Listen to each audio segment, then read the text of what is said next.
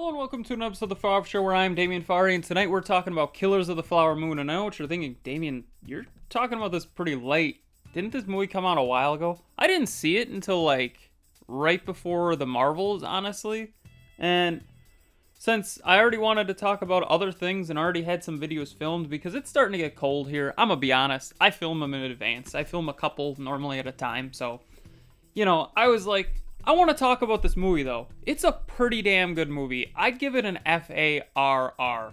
Now, is it the best film of the year? Definitely not. But, as a guy who is really hit or miss with Martin Scorsese, I think he's a great director, but I think he's also one of those directors that abuses his power in the way that he can make a movie as long as he wants to, which is terrible in most cases. In this case, it actually works. So, it's directed by Martin Scorsese. Screenplay by Eric Roth and Martin Scorsese, based on The Killers of the Flower Moon by David Gran. Honestly, this movie is pretty good. I would definitely recommend seeing it. I think it's coming to Apple TV Plus eventually. I'm hoping that I can eventually buy it on Google, though, because if it's not a physical movie, I buy them on Google and then watch them on YouTube is my thought process. So, the cast, though, is pretty great, too. It's Leonardo DiCaprio as Ernest Burkhart, Robert De Niro as William King Hale, and Lily Gladstone as Molly Colley, and Jesse Plemons as Thomas Bruce White Sr. So, I don't really want to go into too much about this movie. I think it's better if you know less. My buddy just wanted to see this movie. He didn't even watch the trailer. I just said it's a long movie. You want to see it? And he's like, I sent him the trailer too. He did not want to watch the trailer.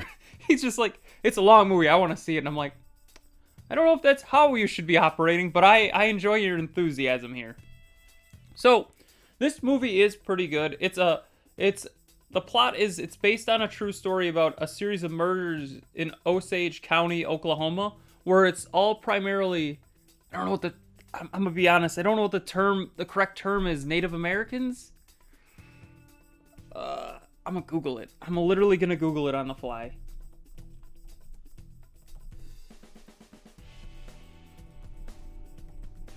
I think it's called Osage. I think they're Osage. So, not Native Americans. I apologize. I'm not great with terminology. Osage. Yep, Osage.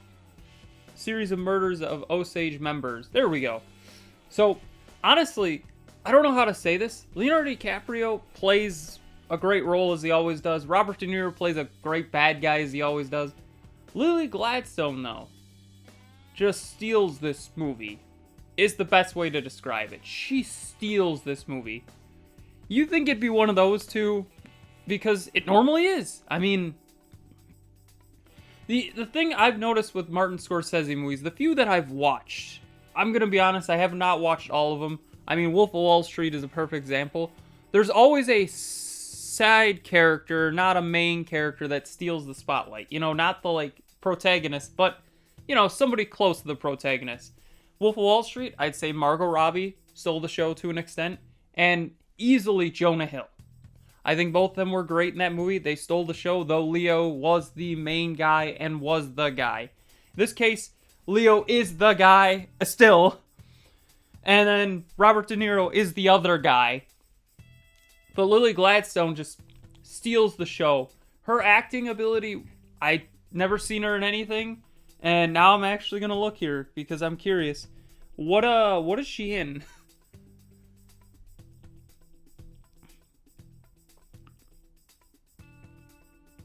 I'm going to be honest, I looked it up and I'm looking at it right now. Not much. So, honestly, she steals the show, and I wouldn't be surprised if she gets nominated for an Oscar. I think, honestly, this year's Oscars are going to be really weird, because there's been the strike for so long, and now it's ended, but what's going to drop? I know Oscar bait movies are starting to drop, but this probably is going to get nominated for Best Picture. Barbie, Oppenheimer, I saw those three, so we'll see. I think, honestly, Leonardo DiCaprio is probably going to get nominated for Best Actor.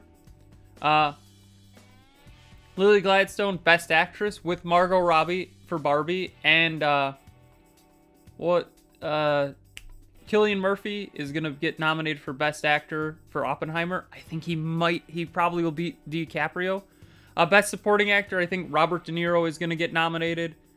Jesse Plemons may get nominated, but I think Ryan Gosling will get nominated, and I feel like Ryan Gosling might take it. So, I know, some weird predictions there, but what did you think of Killers of the Flower Moon? What has been your favorite movie of this year so far? I mean, we're coming to the end here. We're already, midway through December. I'm filming this in midway through November, but still, we're getting there. Tell me in the comments below. Don't forget to like, share, comment, subscribe. Hit that bell icon, and have a far off night.